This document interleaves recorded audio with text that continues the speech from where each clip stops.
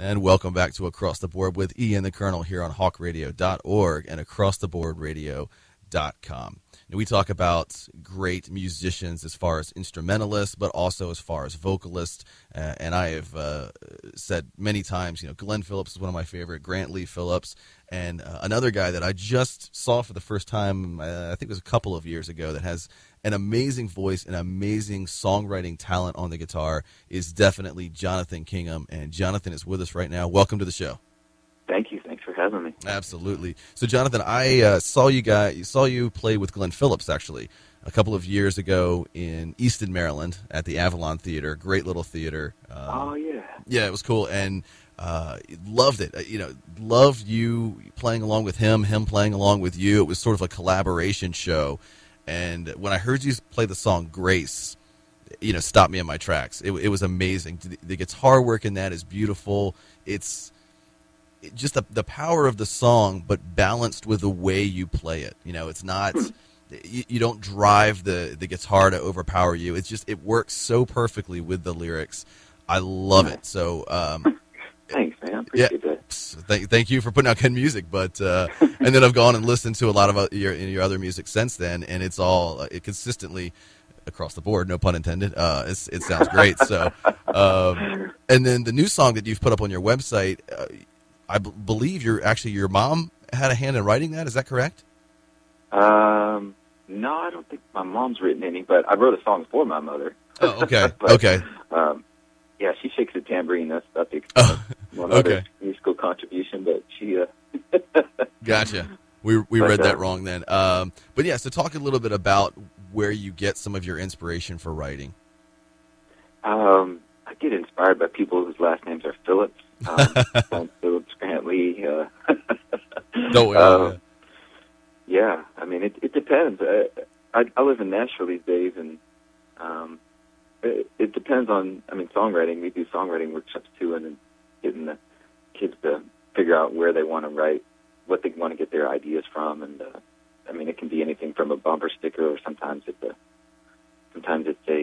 chord progression or a melody that comes to you in the middle of the night, or sometimes there's just a line that pops into your head, or sometimes there's something that you're really feeling. And, it takes on all different shapes, I guess, what inspires it. But. Yeah, and that leads exactly into what I wanted to talk about, which is Songwriting Made Simple, and the website is songwritingmadesimple.com. This is beyond a phenomenal idea. Basically, you do these residencies, you go and do these sort of long workshops, intensives with high school kids and younger kids, and you teach them to write a song. You basically let them know that they already have the tools available to write a song and put that out there, and then they perform it at the end of the residency.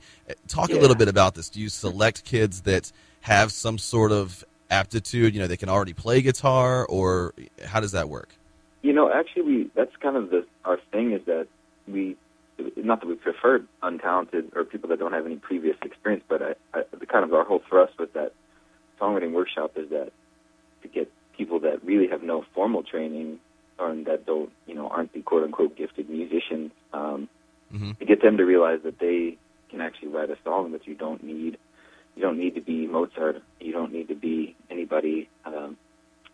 It's a skill that anybody can develop, and that's kind of our whole encouragement of them, is that we give them the framework and help them with the tools of how to write a song, but the beauty of it is that you don't have to have any sort of previous musical experience. And I have friends that I write with in Nashville who actually don't play any instrument, but who have had a career as a songwriter, either as a lyricist, or even people that can hum or sing a melody but don't actually know what they're doing technically.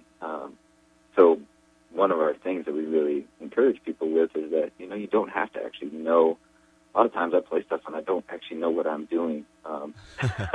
Musically, I don't know the technical 4/5 or the extension of the 13, but I know that, this hits me and this gets me excited, or, evokes this emotion, and I don't, that you don't have to have 4 years or a music degree in order to write songs. So that's one of the main things we want to get across to the kids. And so, we get them. It's cool. Depending on how much time, ideally we'll get to work with them more than one day. We did one in the last spring that was a week long up in Ohio with junior high and high school kids, and yeah, we take them all the way from, you know, getting the song idea to they write the chord progression, they write the melody, they write the lyrics, and then yeah, we do a community concert and bring them up and they sing their song, and I usually bring a little portable studio and we can track the song for them, and so they can leave with a copy of their song as well. Incredible. It's kind of a full circle kind of thing for them. So Jonathan, yeah, it's a blast. I love it. Other than the self-confidence issue that tends to plague a lot of people when they're trying to write music, what do you think is the other big problem holding back really talented songwriters? What was the first one? The lack of confidence? Self-confidence. Like self-confidence? Yeah.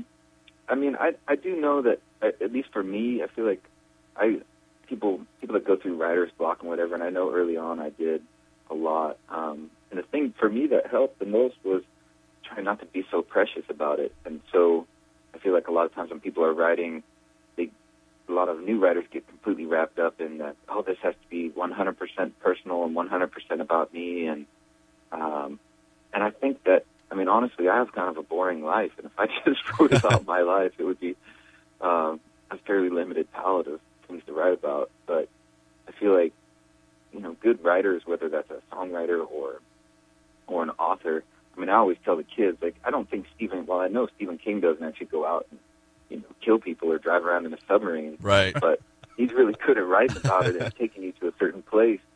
And it's perfectly legitimate for him to do that. And so I think giving people the free license to say, hey, this is a creativity thing. Everything doesn't have to be about your life or about your grandfather, or it's creative writing. And for me, that was really liberating. That combined with co-writing with other people really freed me up and realized, okay, this doesn't have to be about me, but I could be writing with a friend who's going through something, and I can help them bring that song to life, and it's really personal for them. But for me, it's an exercise in writing a song, and so then you do get songs that are super personal, and those end up usually being the best ones. But I feel like keeping the wheels greased and continually writing those other songs is, it's a great thing to kind of help work you through any kind of writer's block you might have. So other than, you say you talk about things that aren't necessarily from your personal life, what do you tend to imagine yourself in other situations then when you're trying to come up with topics for writing music? Do you put yourself in someone else's shoes or just live in I don't want to make it sound like it's a bad thing, but live in like a fantasy land where you think of this is how, if I were in this situation, this is how I would think? Right. Yeah, I mean, it depends. It depends on the writing session. It depends on the song. I mean, a lot of times if you're writing for, a show, for a TV show or something, it's really specific what they're looking for, or if it's for, there's a certain emotion that they're looking for, or, it takes all shapes and sizes, I guess. But there's definitely the super personal aspect of songwriting, and then there's the creative writing. It's this fantasy world of, the Wichita Lineman was a great song, but he wasn't actually a Wichita lineman. But I remember hearing an interview with him, and he was talking about how he developed this entire backstory about that guy who was the Wichita lineman, talking about, he developed in his mind who his wife was and who, what kind of house they lived on in the street, and all these extraneous details that didn't actually physically make it into the song. But for him, he created this entire, like you say, fantasy world for the Wichita lineman to write that song, and it has this entire backstory. And I think it's similar to, somebody who's an actor, right? Who, I was listening to the NPR about a woman who was in the Help movie the other day, and she was talking about how she to get into that character, she has to develop all these other things around her character and what kind of things that her character was going through. And sometimes those concrete details don't physically come out in the song or in the actor in the movie, but it's that whole backstory that makes that song the character that it is. And it's, I don't know, it's freeing to have that kind of artistic license, I guess. And it seems that you do things, you do these acoustic tours, that is really raw, and you're kind of out there. There's nothing to hide behind. There's no amp to hide behind, no effects and that sort of thing. Yeah, definitely. And it'll be, with Glenn and I, it'll be 2 guitars and 2 vocals. So Exactly, yeah. And actually, I remember at that concert at the Avalon that Glenn was beginning to do a song. I think it was released that he was getting ready to sing, and then somebody up in the balcony laughed about something, and he had to stop for a second and said, "Hold on, I've got to get into." He had to get into that mind space to sing that song. To feel that pain and that sort of thing. And it's amazing the emotion that you guys put out up there night after night, and keep feeling the song. I would imagine that's hard. I mean, obviously the first few times you write it and sing it, no problem. You can feel the emotion, but to continually feel that and express that every night is a fantastic thing. Yeah, I mean, I think about it a lot with, I definitely get sick of myself, but then I think of like somebody like James Taylor. If he goes out and does a concert and doesn't sing Sweet Baby James, right? I don't know if he's still feeling Sweet Baby James, but he makes sure that everybody in the audience feels it. Absolutely. 150 nights a year, and 30 years later. Yeah, he's still seeing that fire and rain, man. Absolutely. Yeah, exactly. And he cheated. He still cheated if you went to the show and didn't hear that. That's right. So, and again, back to the songwriting workshops. Fantastic stuff. And some of the titles. You have all of this up on the website again, songwritingmadesimple.com. Some of the titles. It's an old-fashioned idea of a spaceship, tetherball pole, rusty cannon, Mr. Spock's hand gesture, just kind of funny stuff like that. And you even have some of the songs, the lyrics listed as well, and they're good. I mean, it's not like silly stuff about, I don't know, just something on the WB. I mean, it's not just kind of something or like Jersey Shore that you would think most high school kids would write about, or Justin Bieber or something. They're really, really good in-depth songs. How do you? I will say the 5th and 6th graders often want to write about Justin Bieber, either how much they love him or how much they hate him. But polarizing figure. Yeah.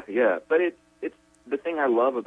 We've been working with all ages. I mean, from starting 3rd, 4th, 5th graders up to high school, college, and then some communities will do evening things with adults and like at the public library or whatever.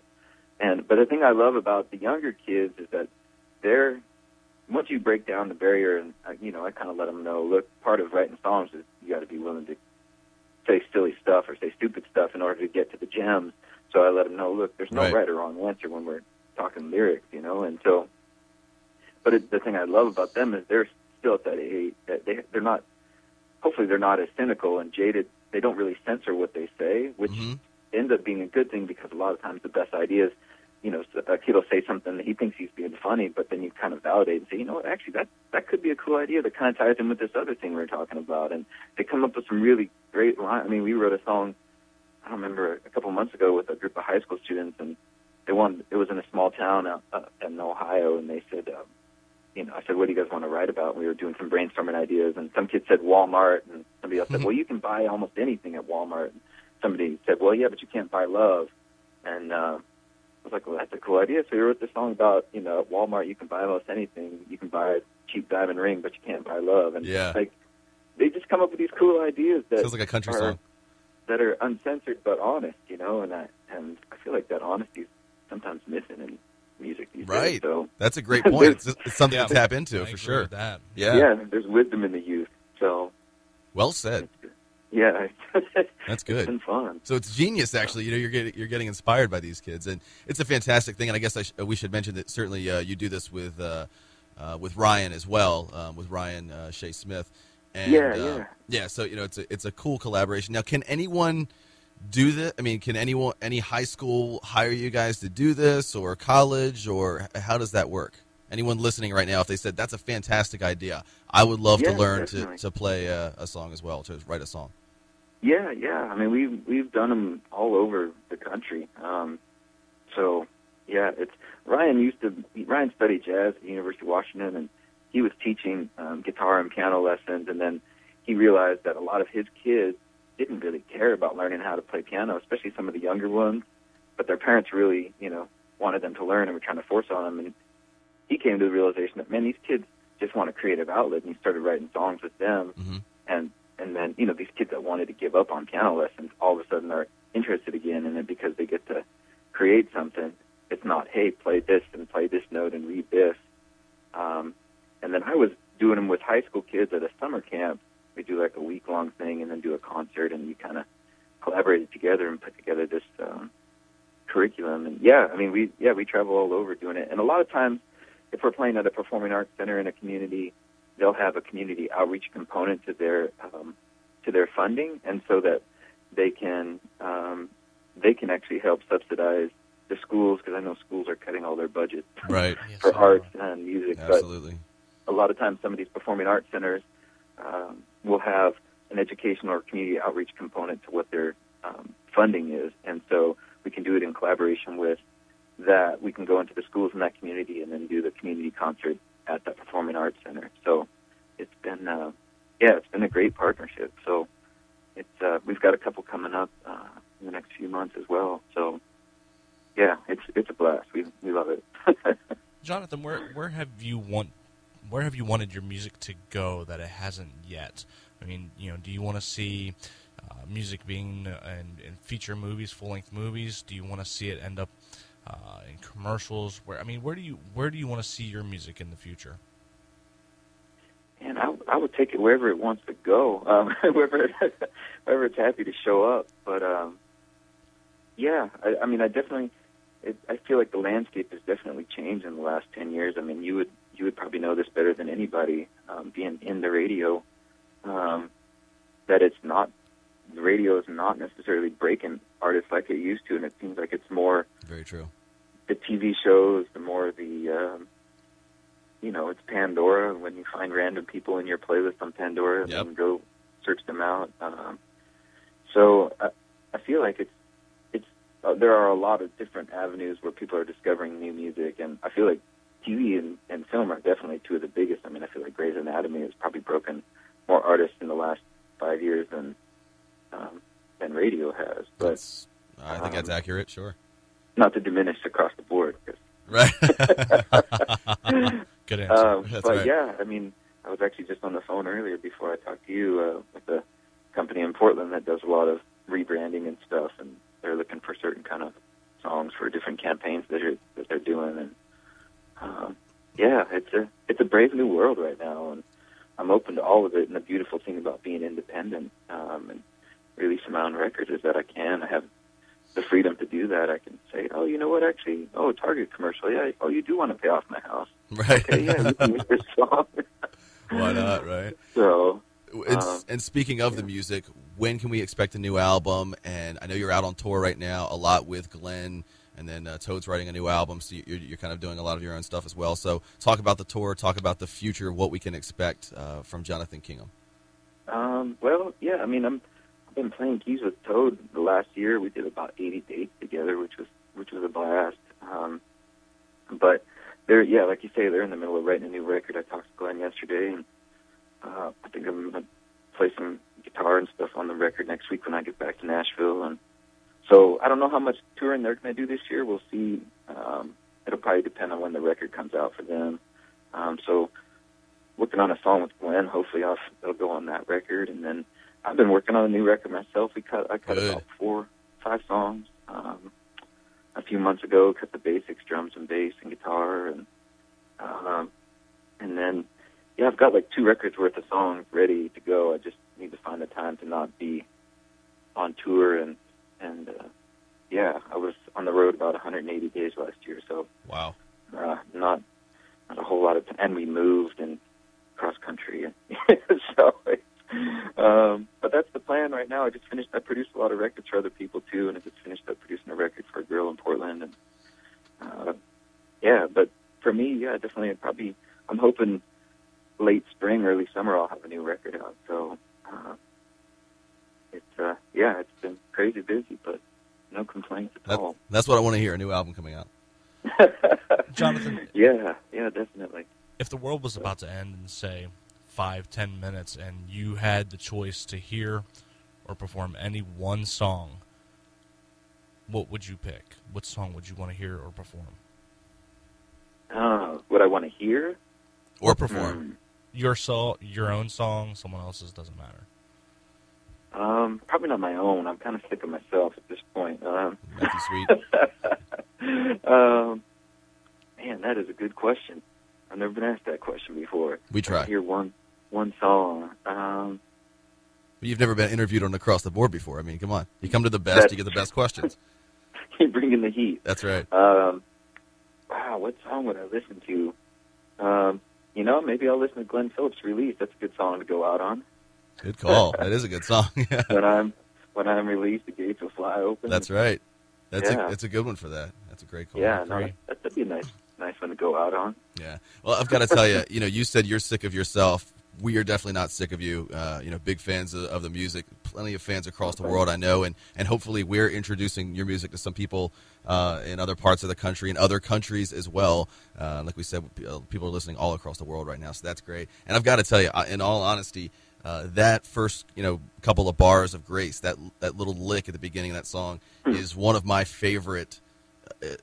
In all of music, musical history. Nice. It's just, for some reason, that resonates with me incredibly. And I'm just learning to play guitar, so I've got to figure out how to play that as well. But cool. Well, you got to drop the low E down to D, so it's a drop D tuning. So okay. That'll get you out of the gate a lot easier. Yeah. And it's just like a hammer on, pull off, right, in there? Yeah. Yeah, okay. Actually, you know what I'm thinking? I may have made I can't remember. I've had a lot of people ask me how to play that, and I need to make a little YouTube video, because I had a bunch of people ask me, and it's somebody else asked me how to play one of my other songs, She's So California, and they're like, man, it's really tricky, so I was showing them how to play it, and I realized, actually, this is only 2 chords now that I think about it. So, yeah, Grace is, I think if you get the tuning right, it's not that hard to play. But nice. maybe I'll work on that next week. I need to post something up online. There we go. We can look forward to that as well, then, all of your fans, and looking forward to the new album. Show you at the show. That'll work too, yeah. She's So California is another great song. Just the whole album, Smooth Out the Lines, Hardwood Floors, that changes everything. All of them are good. So all of our listeners, go out and see these guys live. Like we always say, don't just listen to music, experience it. Go out and watch them play, and buy the whole back catalog as well. Support musicians like this. So, Jonathan, we appreciate it. And songwritingmadesimple.com. JonathanKingham.com. Check those out. We'll be back here in a few minutes on Across the Board with Ian the Colonel on hawkradio.org. And acrosstheboardradio.com.